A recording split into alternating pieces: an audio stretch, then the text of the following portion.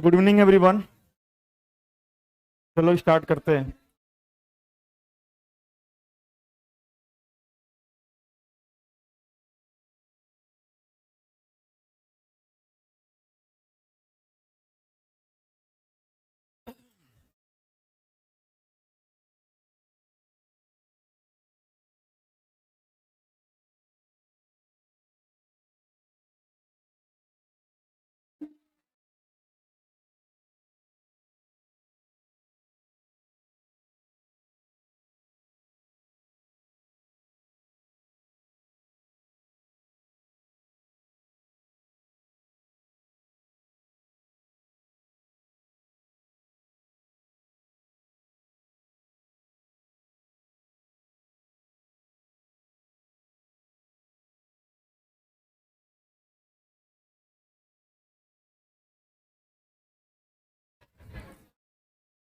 अब चलो बिल्कुल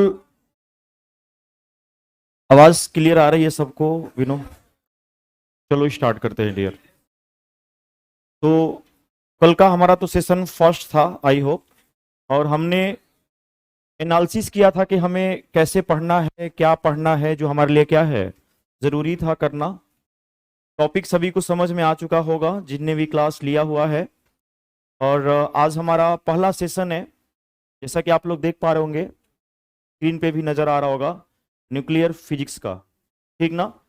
जो हमने सेशन स्टार्ट किया था, मैं सिर्फ 2 मिनट के लिए रिकैप लूंगा, थोड़ी सी रिकॉल करूंगा कि पिछला सेशन में हमने क्या क्या कवर किया था।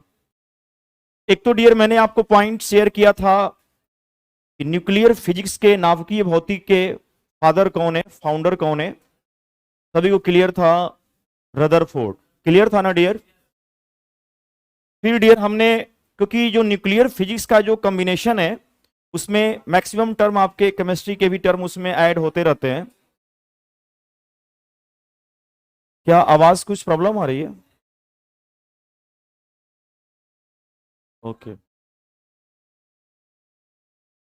तो मैंने ये कहा डियर कि न्यूक्लियर फिजिक्स का जो टर्म होंगे वो हमारे केमिस्ट्री से भी मिलते जुलते होंगे, ठीक ना?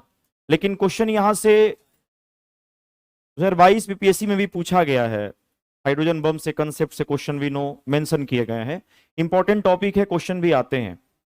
हमने डियर इसमें स्टार्ट किया था, याद होगा सभी को, एटम के बारे में। किसके बारे में शुरू किया था डियर हम लोग? एटम के बारे में हम लोग स्टार्ट किए थे, परमाणु के बारे में। और मैंने बताया था, याद है, वो भारत के ग्रेटेस्ट साइंटिस्ट थे, है ना, बहुत बड़े साइंटिस्ट, कणाद, जिसको कन्नड़ कणाद हम बोलते हैं। उन्होंने ही सबसे पहले एटम के बारे में बताया था, सभी को क्लियर था। उन्होंने ये बताया कि यदि हम किसी पदार्थ को, किसी मटेरियल को, किसी सब्सटेंस को तोड़ते हैं, वो सब्सटेंस टूटता जाएगा, टूटता जाएगा, टूटता जाएगा, और एक ऐसी कंडीशन आएगी कि उस पदार्थ का टूटना बंद हो जाएगा। और उसी सब्सटेंस को क्या नाम दिया उन्होंने? एटम नाम दिया, परमाणु नाम दिया। ठीक है डियर? लेकिन मैंने आपसे कहा कि फर्दर जो हमारा एटम है वो ब्रेक डाउन हो गया, टूट गया, और दो पार्टिकल टूटा, एक तो हमारा स्टेबल, दूसरा हमारा अनस्टेबल। क्लियर सभी को हो गया था? स्टेबल पार्टिकल में हमारे इलेक्ट्रॉन, प्रोटॉन और न्यूट्रॉन, और अनस्टेबल में तो मैंने बताया था पॉजिट्रॉन, मेसान, न्यूट्रिनो, ये सब हमारे अनस्टेबल पार्टिकल थे। कहां तक हमने लिखवा दिया था डियर? एटम को मैंने डिफाइन करवा दिया था। अब नेक्स्ट पॉइंट डियर सारे बच्चे बिल्कुल फोकस करेंगे, और यहां से स्टार्ट करते हैं डियर। लिखना, atom is made up of, atom is made up of a three main fundamental particle, a three main fundamental particle। परमाणु तीन मूल कणों से मिलकर बना होता है। परमाणु तीन मूल कणों से मिलकर बना होता है। ध्यान देना डियर, हम आगे के एपिसोड तभी समझ पाएंगे जब हमें थोड़ा बहुत नॉलेज रहेगा। किसके बारे में? इलेक्ट्रॉन के बारे में, प्रोटॉन के बारे में, न्यूट्रॉन के। तो आगे के जो सेगमेंट है न्यूक्लियर फिजिक्स के, वो आपको और इजी समझ में आएगा। दैट्स वाई मैं यहाँ पे मेंशन कर रहा हूं। और तीन मूल कणों में टूट गया। और पहला डियर हम लोग बचपन से पढ़ के आए हैं विनो, एक तो हमारा इलेक्ट्रॉन है, सेकेंड हमारा डियर क्या था? प्रोटॉन, और थर्ड है डियर हमारा वी नो न्यूट्रॉन। यही मेन 3 मूल कण है, फंडामेंटल पार्टिकल है, जिससे एटम क्या है हमारा बना हुआ है। आप सभी बिल्कुल नोट कर लेंगे, इलेक्ट्रॉन, प्रोटॉन एंड न्यूट्रॉन। मैं स्टार्टिंग में ही आप सभी से शेयर भी किया था कि मैं बेसिक से उठाऊंगा और डीप लेवल में लेके जाऊंगा, ताकि क्वेश्चन आपको बेस वाला भी क्लियर हो और डीप वाला भी क्लियर हो। ठीक ना डियर? आप पढ़ने के बाद खुद अपने आप को जज करिएगा, क्वेश्चन निकाल के भी नो थोड़ा बहुत सर्च करिएगा, देखिए क्वेश्चन निकल रहा है कि नहीं निकल रहा है। मैक्सिमम क्वेश्चन आप लोग कवर करोगे। स्टार्टिंग कहां से करते हैं डियर? इलेक्ट्रॉन से। तो चलो हेडिंग देते हैं हम लोग, first point we know electron.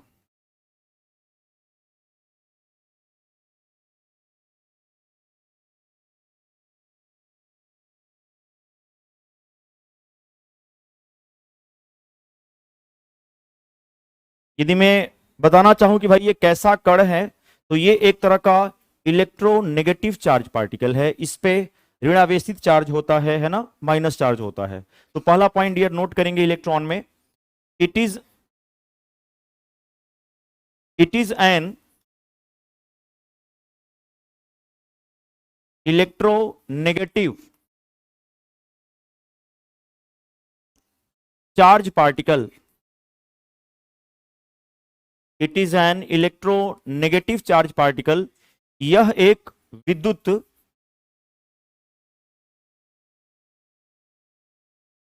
ऋणावेशित कण है।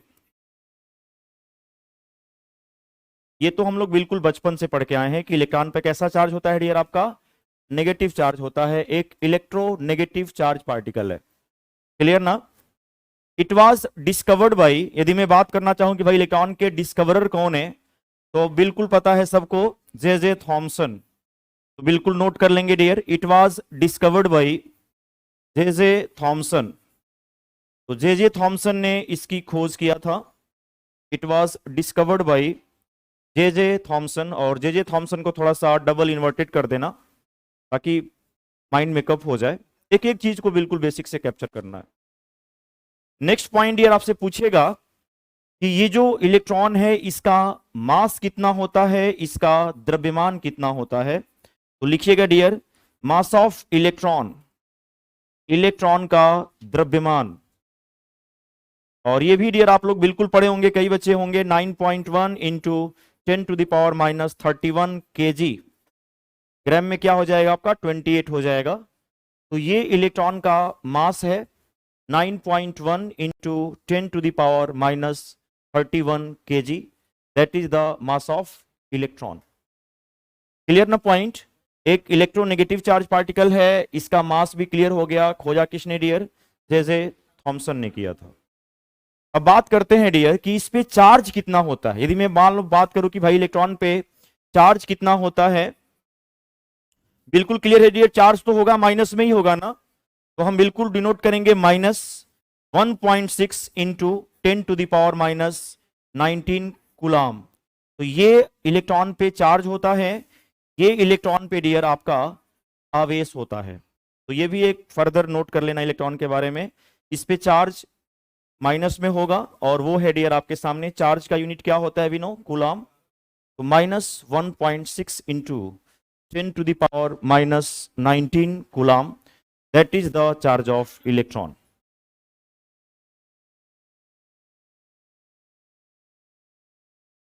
और जिसको जहां से भी डाउट होगा, आप बिल्कुल बिना हेजिटेशन के अपने डाउट शेयर करोगे। ठीक ना डियर? कुछ भी। -19 है डियर मास। डियर यहां पे मैंने मेंशन किया है 9.1 इंटू 10⁻31 kg। ग्राम में हो जाएगा डियर 28। ग्राम में कितना हो जाएगा आपका? 28। नोट कर लिया आपने? क्लियर है पॉइंट? अब बात करते हैं डियर, हमारा चार्ज भी क्लियर है कि भाई इलेक्ट्रॉन का चार्ज कितना है, मास कितना है। अब मैं बात करना चाहूं कि हम इलेक्ट्रॉन को किससे डिनोट कर सकते हैं, इलेक्ट्रॉन का सिंबल क्या है। ऑब्वियस सी बात है डियर, यदि मैं बात करना चाहूं तो सिंपल वे में हम इलेक्ट्रॉन को विनो ई नेगेटिव मेंशन कर सकते हैं। ऑब्वियस सी बात है डियर, ई नेगेटिव सिंपल वे में। लेकिन अक्सर जो इलेक्ट्रॉन आपके एग्जाम में दिखता है, कुछ ऐसा सिंबल आपको नजर आएगा डियर, और इस पे बिल्कुल फोकस करिएगा। माइनस अपर साइड में 0 होगा, नीचे 1 होगा, और बीच में क्या होगा डियर, इलेक्ट्रॉन होगा। ये जहां भी सिंबल दिख जाए आप बिल्कुल कैच कर लेना, ये किसका सिंबल है, इलेक्ट्रॉन का है। सिंपली वे में हम इलेक्ट्रॉन को ई से डिनोट करते हैं, लेकिन यदि आप ये भी सिंबल देखना चाहेंगे, माइनस अपर साइड में क्या होगा 0, नीचे क्या होगा आपका 1, और बीच में क्या होगा इलेक्ट्रॉन, मतलब ई का सिंबल होगा। तो -0 1 E ये भी इलेक्ट्रॉन का क्या है डियर, सिंबल है। Clear point. ये तो एक बेसिक इंफॉर्मेशन था किसके बारे में डियर, इलेक्ट्रॉन के बारे में, जो आपको जानना जरूरी था आगे के एपिसोड के लिए। क्लियर है ना सबको। जे थॉमसन ने डिस्कवर्ड किया इलेक्ट्रोनेगेटिव चार्ज पार्टिकल है, चार्ज भी बिल्कुल याद कर लेना डियर, -1.6 इंटू 10⁻⁻19 कूलाम, और मास तो क्लियर है 9.1 इंटू 10⁻31 kg। यदि मैं बात करना चाहूं कि इस सेगमेंट से आपके एग्जाम में क्वेश्चन कहां से पूछे जाएंगे, मैक्सिमम क्वेश्चन आएंगे डियर आपके डिस्कवरी ऑफ इलेक्ट्रॉन से। कहां से आएंगे, डिस्कवरी ऑफ इलेक्ट्रॉन। और यदि आप इस कंसेप्ट को समझते हो तो आप रेज के नेचर के बारे में भी आप समझोगे, क्योंकि आपके एग्जाम में रेज से, किरणों से भी क्वेश्चन क्या होते हैं डियर, पूछे जाते हैं। तो यहां से हम कुछ क्वेश्चन चुराएंगे जो एग्जाम में फ्रेम हो सकते हैं। सभी बच्चे बिल्कुल हेडिंग दीजिएगा डिस्कवरी ऑफ इलेक्ट्रॉन, और उसको बिल्कुल एमआई कर लेना, इलेक्ट्रॉन की खोज।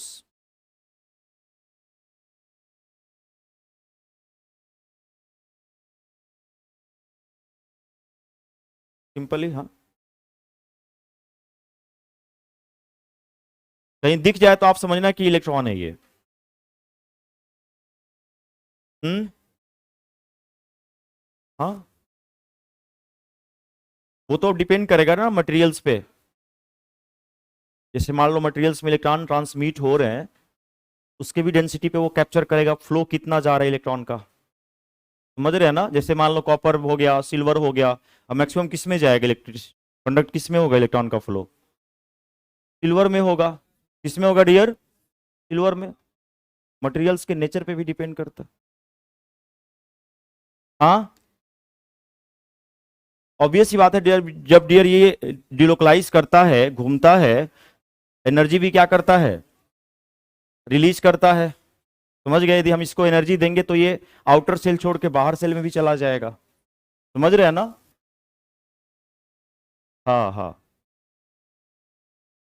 देखो ऐसा क्या है कि डियर एनर्जी बिल्कुल फिक्स होती है इनकी। एनर्जी जो है बिल्कुल इलेक्ट्रॉन की फिक्स होती है, और ये फिक्स एनर्जी और फिक्स सेल में रिवॉल्व करते हैं।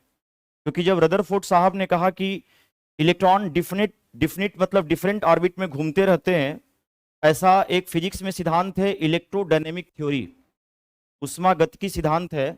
और यह सिद्धांत कहता है कि यदि इलेक्ट्रॉन किसी ऑर्बिट में, कोई भी इलेक्ट्रिक चार्ज पार्टिकल कहीं भी घूमेगा ना डियर, मान लो जैसे कोई सेंटर है और इसके चारों तरफ इलेक्ट्रॉन क्या करते हैं, कोई भी इलेक्ट्रिक चार्ज पार्टिकल घूमता है तो अपने से एनर्जी निकालता है। क्या निकालता है, अपने से एनर्जी निकालता है। बात समझिएगा।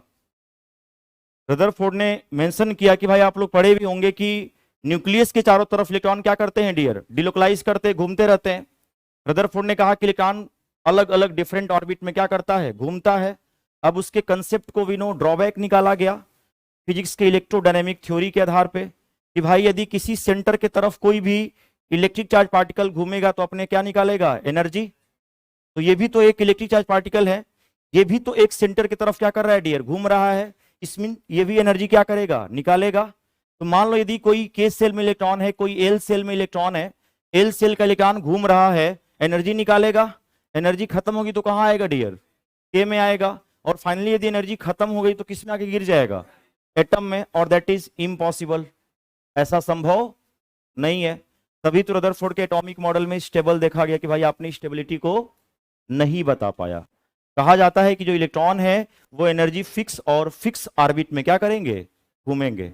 जब एनर्जी फिक्स हो गई, ऑर्बिट फिक्स हो गया, तो ऑब्वियस ही बात है ना, जब बाहर जाएगा ना अंदर जाएगा। आप यदि एनर्जी दोगे ना इसको तो ये जंप कर जाएगा, लेकिन जितना आपने एनर्जी दिया है उतना एनर्जी लॉस करके दोबारा अपने सेल में क्या हो जाएगा, वो आ जाएगा।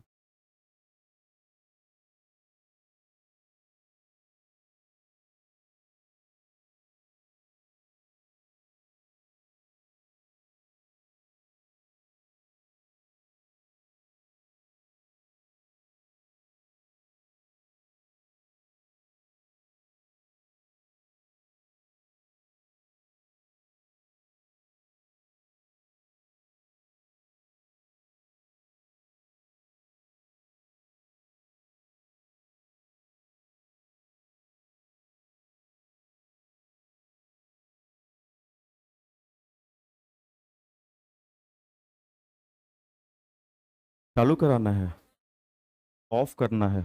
एक बार एसी ऑफ कर देना साइड वाला, आवाज यदि आ रही होगी तो। कोई नहीं है, रिमोट वगैरह हो तो कर दो आप लोग, कोई एक बार कर दो। पता चला? नहीं, ऐसा कुछ नहीं है।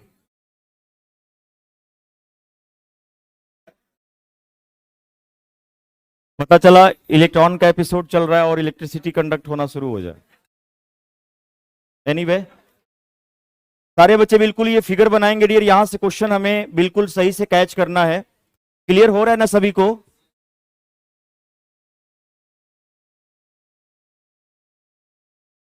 और बिल्कुल बात नहीं डियर।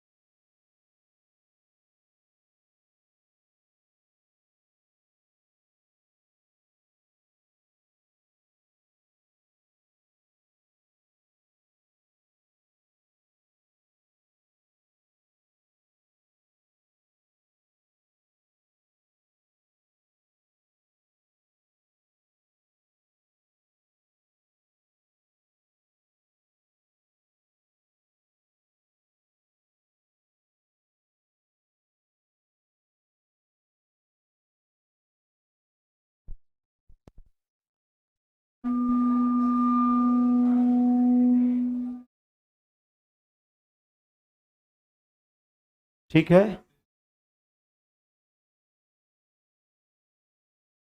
ऑन मैंने किया। मोबाइल तो इधर है, क्या दिक्कत नहीं। वैसे मैं मोबाइल के पास में नहीं जा रहा हूँ। प्रिया भारती वीडियो रिपीट हो रही है।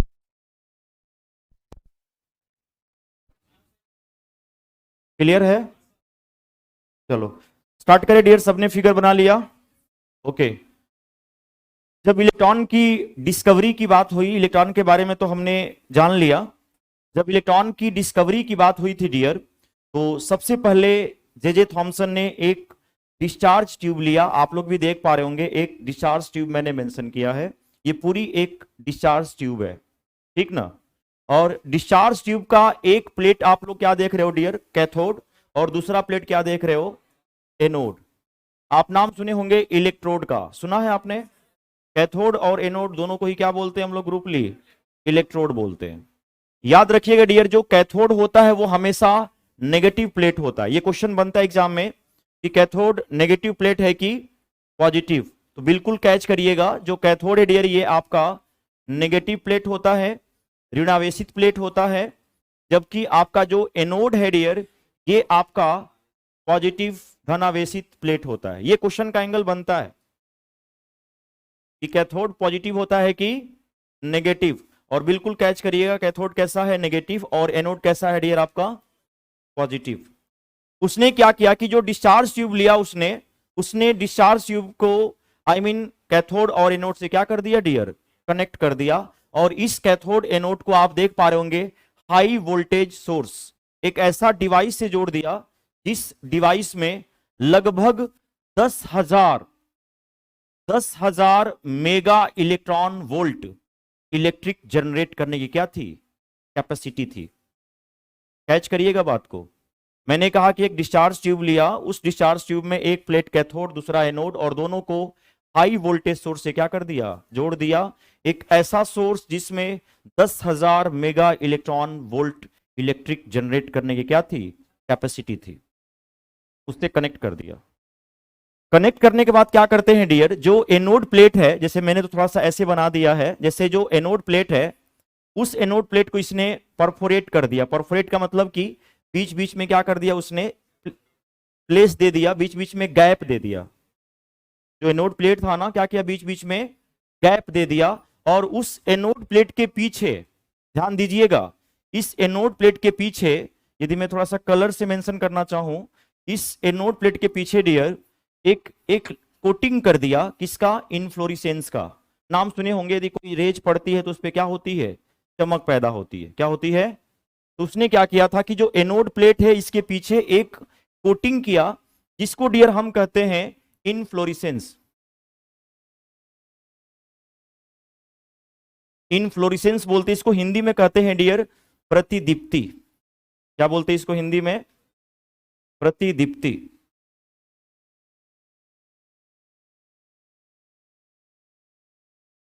इसको हिंदी में डियर प्रतिदीप्ति बोलते हैं, इनफ्लोरेसेंस। मतलब इनफ्लोरेसेंस वो होता है जब उस पे लाइट पड़ेगी तो क्या होगा डियर, चमक, ग्लो पैदा होगा। क्लियर ना।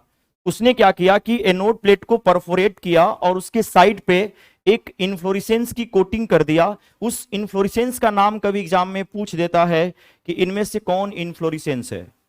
कोई एग्जांपल बताइए किसका, इन्फ्लोरेसेंस की, मतलब किसकी कोटिंग किया गया था। तो याद रखिएगा डियर, जो इन्फ्लोरेसेंस की कोटिंग किया था उसका नाम है जिंक सल्फाइड। क्या नाम है, जिंक सल्फाइड। इसी की कोटिंग कर दिया एनोड प्लेट के पीछे।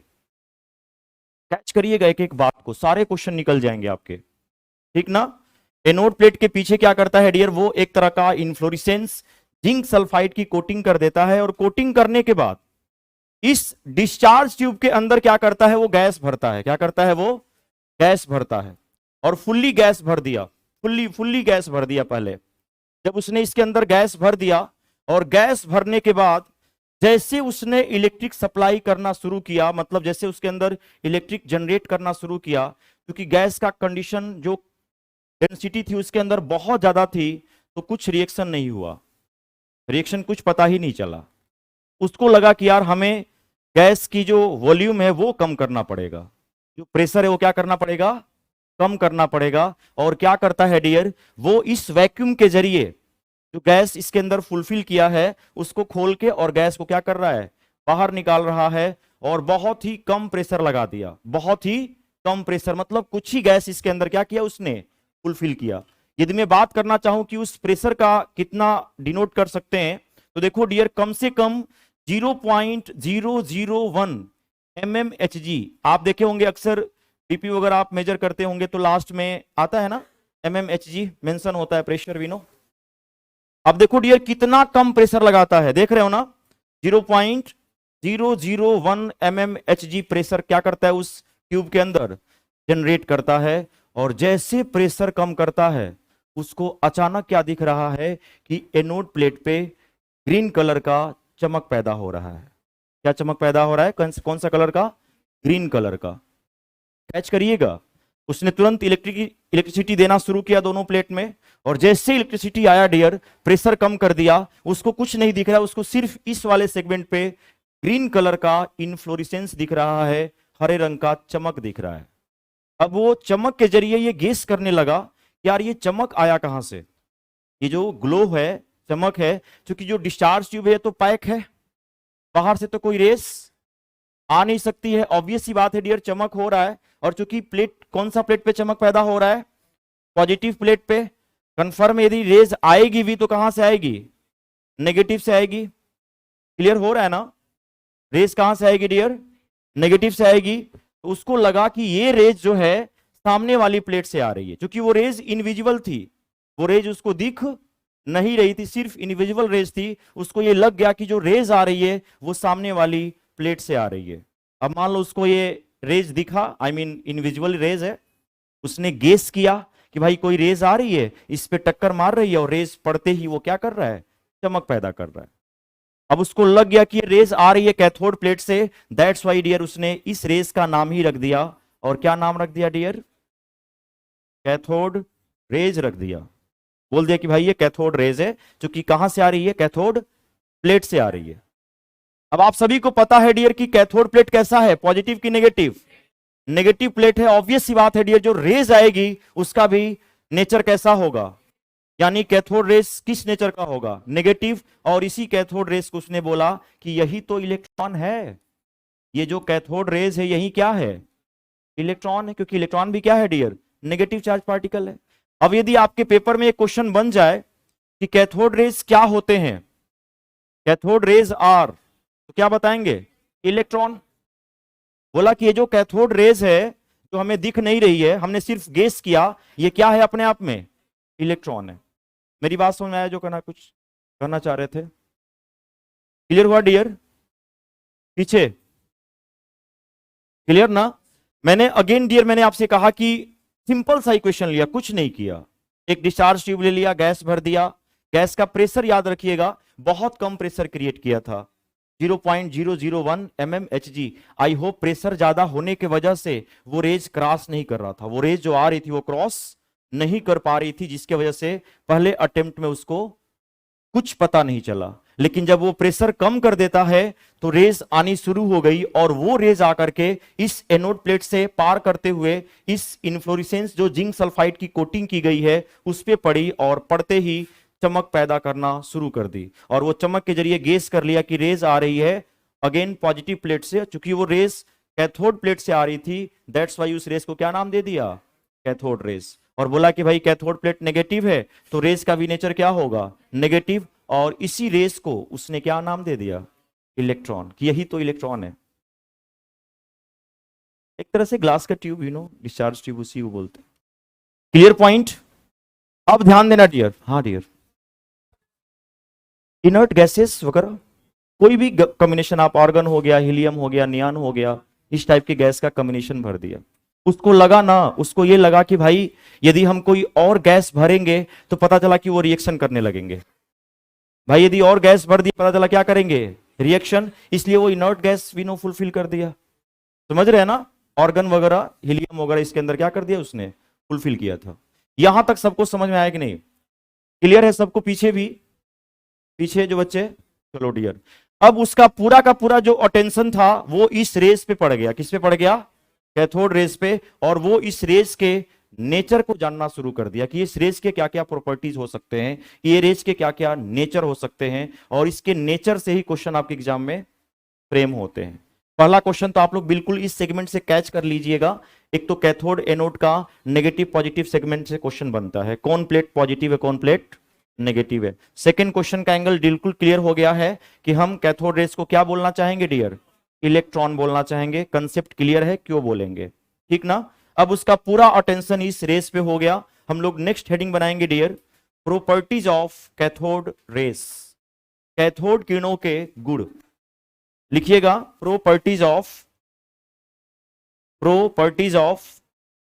कैथोड रेस, कैथोड किरणों के गुण। और इसको डियर एमआई कर लेंगे, मोस्ट इंपॉर्टेंट कर लेंगे। प्रॉपर्टीज वाले सेगमेंट को मोस्ट इंपॉर्टेंट कर लेंगे डियर सभी, क्योंकि यहां से जो क्वेश्चन आते हैं ना वो स्टेटमेंट वाले आते हैं। कौन सा स्टेटमेंट कैथोड रेस के बारे में रॉन्ग है या राइट है, ऐसे क्वेश्चन मेंशन होते हैं। ठीक ना?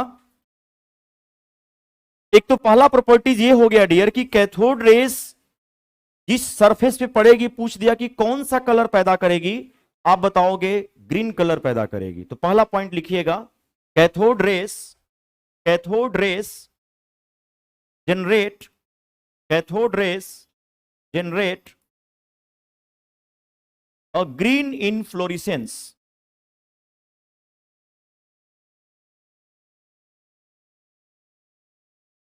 Green inflorescence.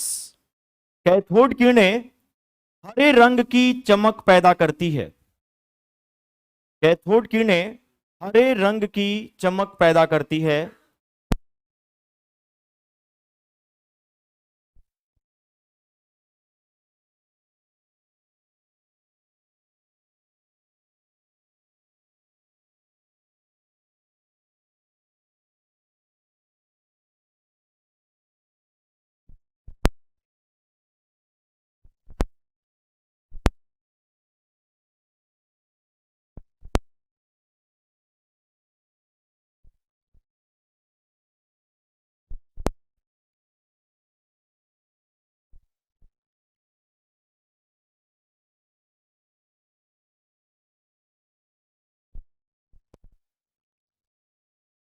हेलो, उसको सही कर दो, बीच बीच में थोड़ा सा ना फ्लो बिगड़ेगा, क्योंकि सारे बच्चे बिल्कुल यहाँ पे फोकस थे, आपने माइंड हटा दिया यहाँ से। तो पहला पॉइंट डियर क्लियर हो गया है कि कैथोड रेस ग्रीन कलर का इन्फ्लोरेसेंस जनरेट करते हैं। Am I clear? चलो, अब देखो डियर, जब इसने इस रेस के बारे में बोला कि भाई ये रेज है, ये एक तरह की किरण है, तो बहुत सारे साइंटिस्ट इसकी आलोचना करने लगे, इसमें कई तरह के ड्रॉबैक निकालने लगे, कमियां निकालने लगे इनके कैथोड रेज के बारे में। और बहुत साइंटिस्ट कहने लगे कि भाई ये रेज नहीं है, ये लाइट है। क्या है? लाइट है। अब उसके लिए एक बहुत बड़ा बर्डन हो गया कि ये प्रूफ करना था कि ये लाइट नहीं रेज है। उसको प्रूफ करने के लिए अब भाई करेगा ही करेगा, कंफर्म है, क्योंकि ड्रॉबैक निकलेंगे तो तब तक वो माने नहीं होगा ना, कमी तो हर कोई निकालता है। तो अब क्या किया डियर, उसने उसने क्या किया, इसके अंदर इस डिस्चार्ज ट्यूब के अंदर एक बड़ा ही लाइटली वेट का, बहुत हल्का भार का एक, मान लो फैन, फैन समझ लो, क्या करता है इसके अंदर एक फैन रख देता है, जो बिल्कुल बिल्कुल लाइटली वेट का एक फैन है, और उस फैन को इसके अंदर क्या करता है, वो सेट कर देता है। अब फैन समझ लो, वो फॉयल हो सकता है, क्या हो सकता है, अब उससे कोई लाइटली वेट नहीं हो सकता है ना डियर।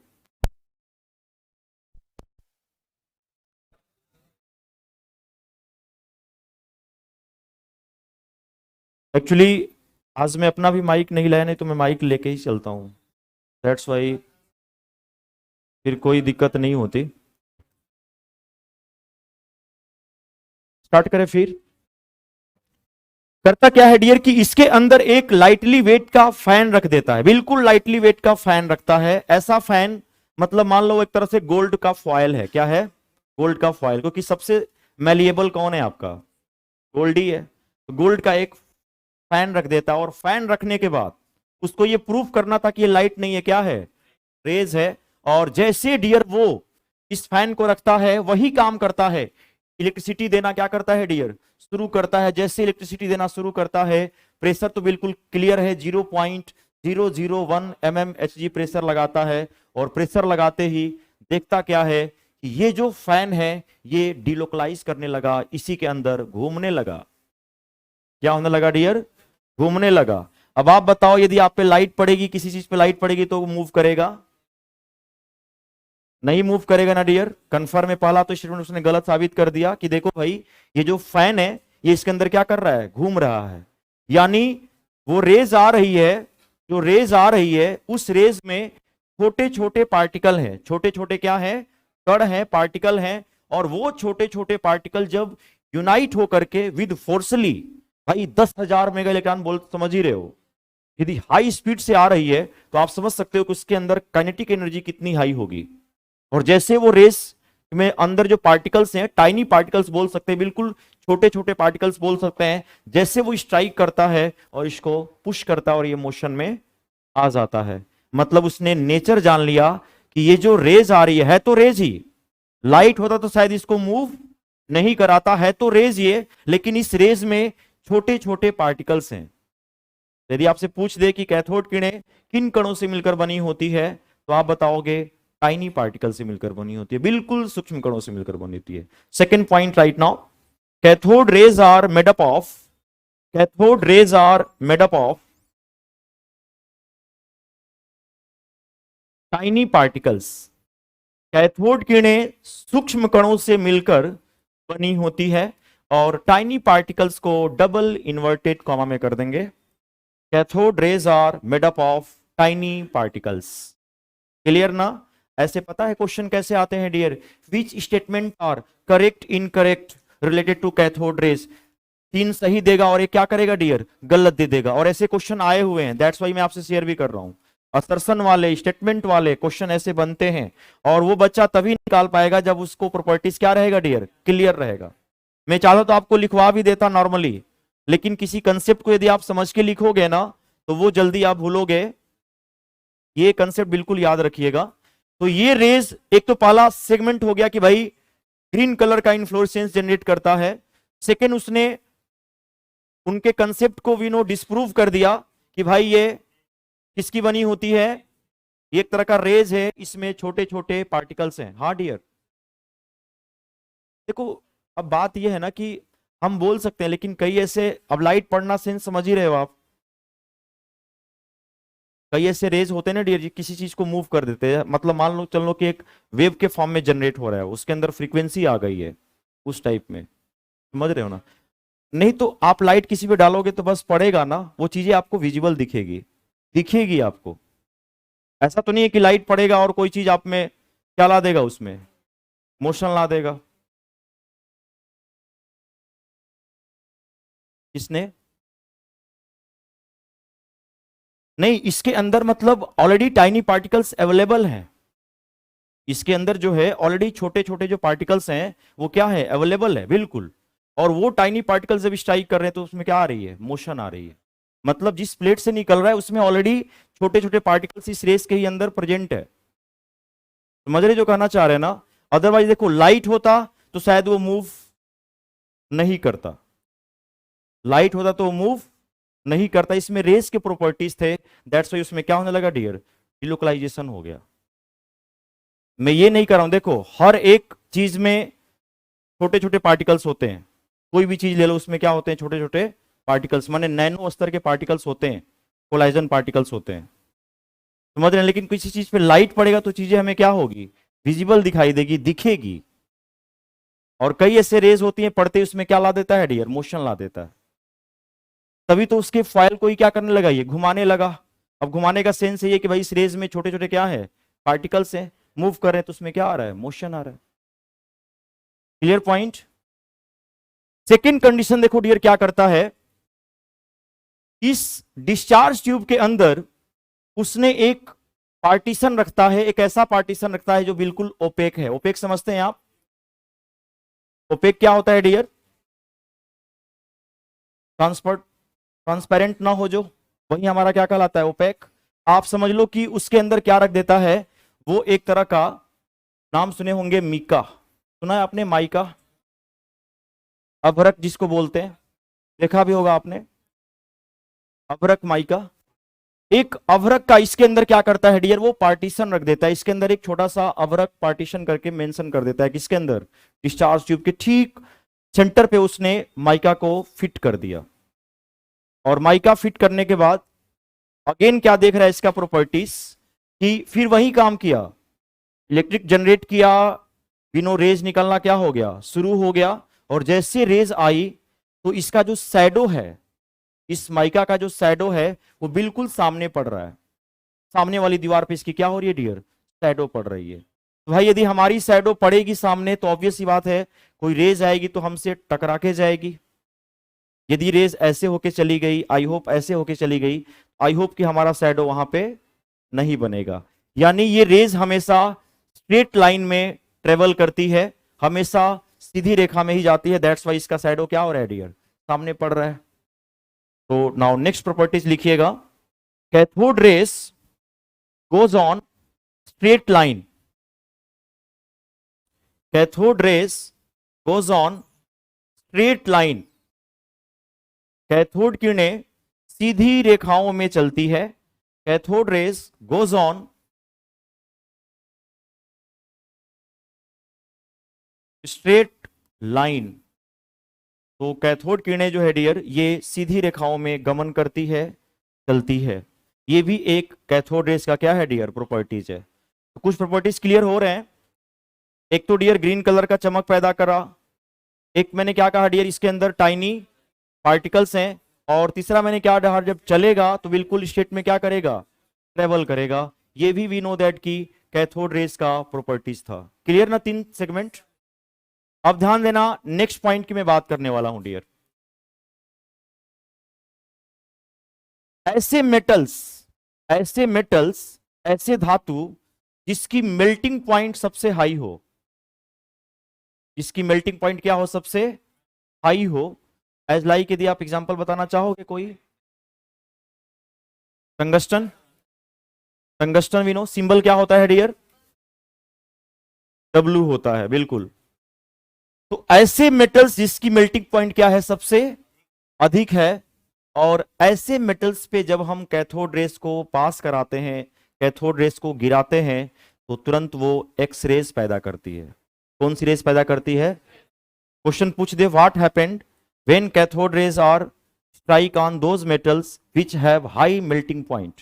क्या होगा जब कैथोड को ऐसे धातु पर गिराते हैं जिसकी मेल्टिंग पॉइंट क्या हो, हाई हो। तुरंत बताएंगे इट जनरेट एक्स रेज, यानी कैथोड किरणें एक्स किरणें भी क्या करती है, पैदा करती है। यदि ये भी ऑप्शन मेंशन है तो बिल्कुल इसको क्या मानेंगे डियर, सही मानेंगे। और नेक्स्ट प्रॉपर्टीज में नोट डाउन कीजिएगा, लिखना cathode rays generate X-rays, cathode rays generate X-rays when strike on those metals, when strike on those metals which have high melting point, high melting point। लिखना cathode किरणें x किरणें पैदा करती है, जिनका बैकग्राउंड हिंदी है वो हिंदी वाले नोट कर लेंगे। कैथोड किरणें एक्स किरणें पैदा करती है, कैथोड किरणें एक्स किरणें पैदा करती है जब हम उसको ऐसे धातु पर गिराते हैं, जब हम उसको ऐसे धातु पर गिराते हैं जिसका गलनांक उच्च होता है। एग्जाम्पल के तौर पे नोट कर लेंगे, टंगस्टन मेंशन कर लें। एक तो टंगस्टन नोट करिएगा डियर, और एक एज पर एज एनसीईआरटी किसका सिंबल है, मॉलिब्डेनम। किसका सिंबल है डियर, मॉलिब्डेनम नाम है इसका, MO नोट कर ले, मैं यहां पे मेंशन कर दे रहा हूं, कोई नहीं। मॉलिब्डेनम सिंबल क्या मैंने मेंशन किया डियर, MO। तो ये दोनों बिल्कुल माइंड मेकअप करिएगा, टंगस्टन और मॉलिब्डेनम। अब ऐसी प्रॉपर्टीज आ जाएंगे तो आप आसानी से कैच कर लोगे कि भाई हाँ ये कैथोड रेज का क्वालिटी है। On those metals which have high melting point, for example लिख लेना टंगस्टन जिसका सिंबल W है, मैं मेंशन लिख दे रहा हूं, देखो टंगस्टन हम ऐसे लिखेंगे,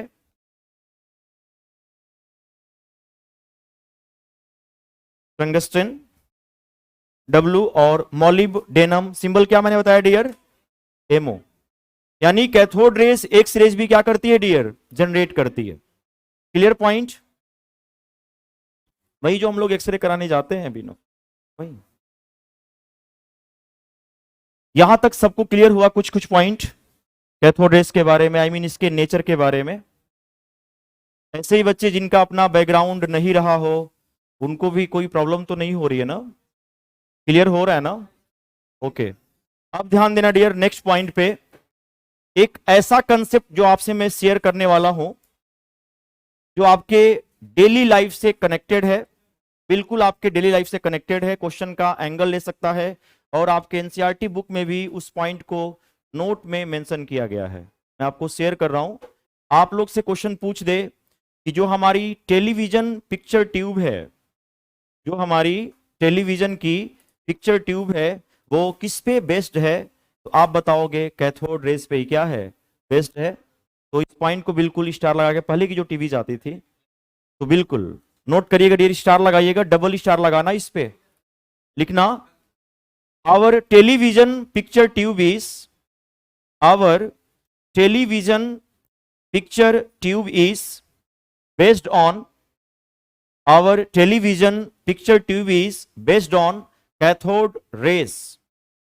हमारी टेलीविजन की पिक्चर ट्यूब, हमारी टेलीविजन की पिक्चर ट्यूब कैथोड किरणों पर क्या है डियर, आधारित है। हमारी टेलीविजन की पिक्चर ट्यूब किस पे बेस्ट है डियर, कैथोड रेस पे। और मैंने कहा ना कि स्टेटमेंट से क्वेश्चन आते हैं रेस के, बिल्कुल फोकस करिएगा, अलग अलग रेस के बारे में आपको पढ़ना है। जैसे होता है ना रिमोट में कौन सा रेज निकलता है, उस रेज से भी क्वेश्चन मेंशन हो जाते हैं।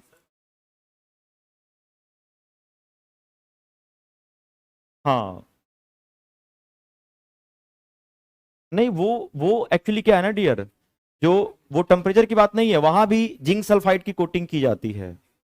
मतलब ये कैथोड रेस किसी पे डिपेंड नहीं करता है, मतलब उसके लिए कोई इलेक्ट्रोड का नेचर कैसा है उस पर भी डिपेंड नहीं करता है डियर, ये समझ गए ना। इलेक्ट्रॉन है, मूव करेगा ही करेगा।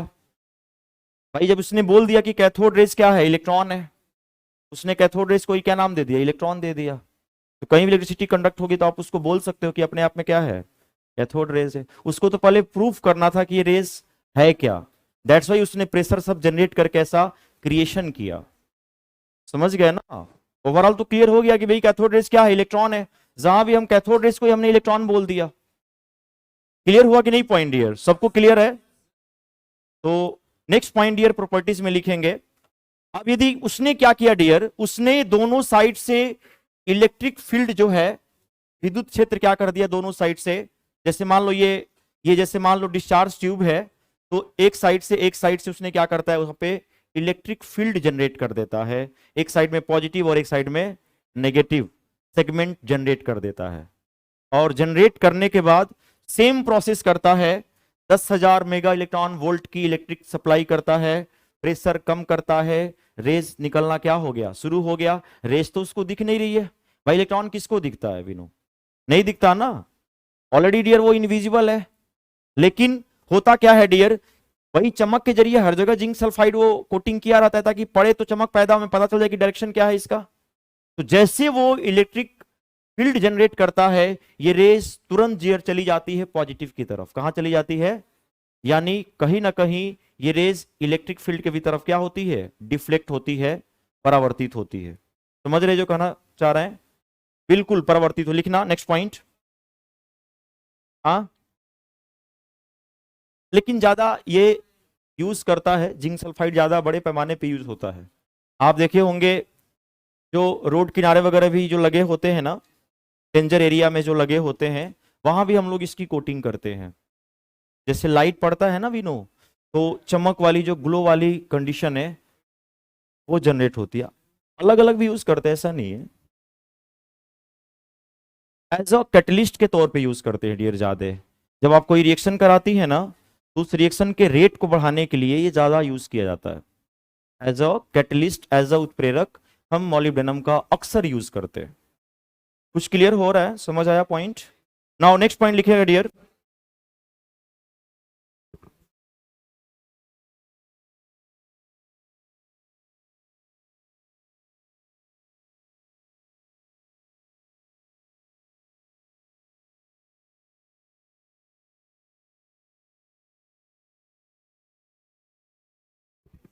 लिखना, cathode rays, cathode rays also affected electric field. Cathode rays also affected electric field. Cathode किरणें विद्युत क्षेत्र को प्रभावित करती है, बात वही हो गई। नेगेटिव है तो कहां जाएगा, पॉजिटिव। हो गया, इफेक्ट दिखा दिया कि हाँ भाई पॉजिटिव सेंस में जा रहा है। क्लियर ना, ये भी इसका डियर फंक्शन है। Clear, cathode rays affected electric field, विद्युत क्षेत्रों को या विद्युत क्षेत्र को प्रभावित करती है। ये भी इस रेजर का मतलब इस रेस का क्या है डियर, नेचर है। और पता है ये गैसों को आयोनाइज भी करती है।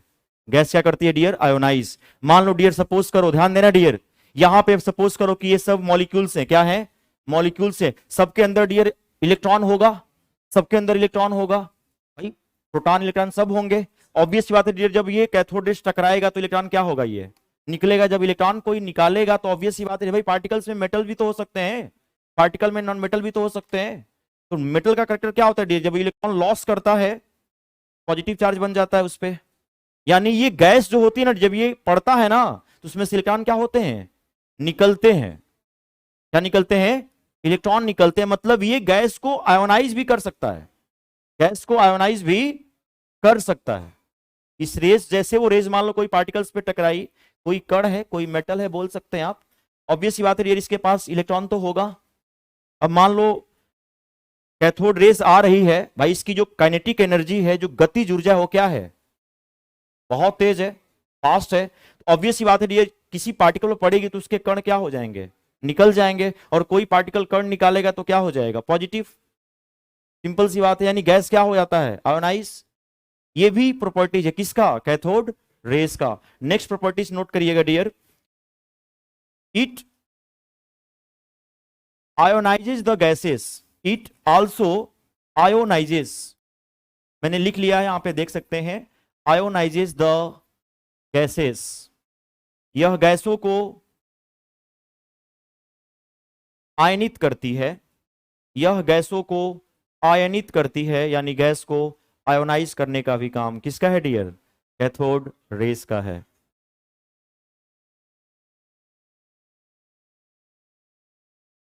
इलेक्ट्रिक फील्ड मतलब जैसे इलेक्ट्रिक फील्ड के बारे में पूछ रहे हो डियर, जैसे एक एक एक प्लेट लगा दिया पॉजिटिव, दो प्लेट होते हैं ना इलेक्ट्रिक फील्ड में, एक पॉजिटिव और एक नेगेटिव, तो जैसे वो रेज निकली तो रेज अब पॉजिटिव की तरफ ही जाएगी ना, क्योंकि ऑब्वियस सी बात है डियर, रिपल्सन हो जाएगा, सेम सेम के बीच में जाएगी, तो तुरंत वो डियर पॉजिटिव की तरफ रिफ्लेक्ट हो गई। मतलब जहां पे जिंक सल्फाइड लगा था वहां पे चमक पैदा हो रहा था जहां पॉजिटिव एंड था, क्या था, पॉजिटिव, क्योंकि रेज तो डियर नेगेटिव है ना, जाएगा भी तो कहां जाएगा, पॉजिटिव प्लेट की तरफ जाएगा। मान लो हमने यहाँ पे दो प्लेट लगा दिया, एक पॉजिटिव और एक नेगेटिव, तो ये रेज इधर जा नहीं सकता है, सेम सेम चार्ज होगा, रिपल्सन हो जाएगा, ये रेज इलेक्ट्रिक फील्ड में कहां आएगा डियर, तभी तो हमने कहा कि भाई ये ऑलरेडी नेगेटिव नेचर का है। क्लियर हुआ पॉइंट। इतने प्रॉपर्टीज डियर आपको बिल्कुल याद रखना, और आई होप सभी को याद भी हो गया होगा कि एक तो ग्रीन कलर की इन्फ्लोरेसेंस पैदा करती है। मेरा मेन मोटो डियर ये समझाने का, ध्यान देना, मेरा मेन मोटो समझाने का यही था कि आप कैथोड रेस के बारे में थोड़ा बहुत अच्छे से समझ लो, समझ रहे हैं ना, दैट्स वाई मैंने थोड़ा बहुत सेगमेंट बना के आपको समझाया। और पहला पॉइंट कि ग्रीन कलर का इन्फ्लोरेसेंस पैदा करती है, चमक पैदा करती है। सेकेंड पॉइंट, इसके अंदर टाइनी पार्टिकल्स होते हैं, यानी सूक्ष्म कणों से भी क्या होती है, बनी होती है। गैसों को क्या करती है डियर, आयोनाइज करती है, उसको आयन में कन्वर्ट कर देगी। तीसरा डियर मैंने क्या कहा आपसे, स्ट्रेट लाइन में क्या करती है, ट्रेवल करती है, हमेशा सीधी रेखा में चलती है, इस रेस की प्रॉपर्टीज है। और एक तो बड़ा मैं एग्जाम ओरिएंटेड बताया कि एक रेस भी पैदा करती है, लेकिन कंडीशन है ऐसे मेटल्स इसकी मेल्टिंग पॉइंट क्या हो, हाई हो, और उस पर यदि हम इसको पास कराएंगे तो it also generate you know क्या, एक्स रेस, ये एक्स रेस भी पैदा करती है। और आपको पता है, हालांकि ये सेगमेंट आपके 9th क्लास में भी है, लेकिन ये वाला जो सेगमेंट है आपको 12th क्लास के न्यूक्लियर फिजिक्स में भी देखने को मिलता है। आप जो 12th क्लास का न्यूक्लियर फिजिक्स पढ़ेंगे ना डियर, तो ये वाला एक्सपेरिमेंट आपको देखने को मिलेगा, दैट्स वाई। और इतना प्रॉपर्टीज आपसे क्वेश्चन बन जाते हैं, एक ही क्वेश्चन आएगा स्टेटमेंट वाले, इनमें से कौन सा कैथोड रेस का प्रॉपर्टीज नहीं है, कौन सा कैथोड किरणों का गुण नहीं है, और ऑलरेडी आपको पता हो गया है कि ये प्रॉपर्टीज इसका है। M I clear. हेडिंग देते हैं डियर प्रोटॉन, हेडिंग देते हैं प्रोटॉन। 5-10 मिनट में एक्स्ट्रा ही लूंगा, कोई डाउट तो नहीं है ना।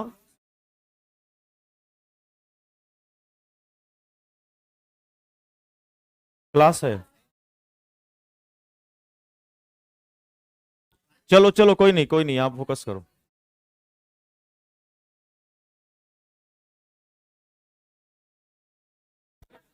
स्टार्ट करें।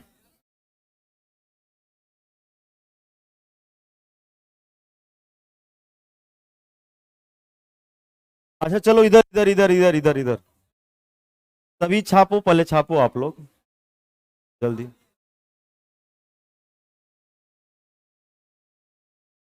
क्या डियर,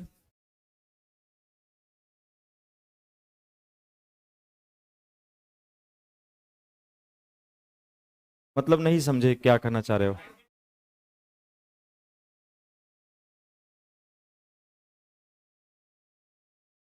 अच्छा क्लास ओवर होने के बाद आप पूछ लेना, ठीक।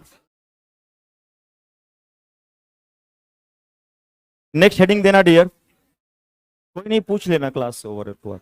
नेक्स्ट हेडिंग देना प्रोटॉन। एक क्वेश्चन डाउट में 10 लोग उसी को रिपीट करने लगते हैं, पता ही नहीं चलता है। लेकिन हाँ, इट वाज डिस्कवर्ड बाई,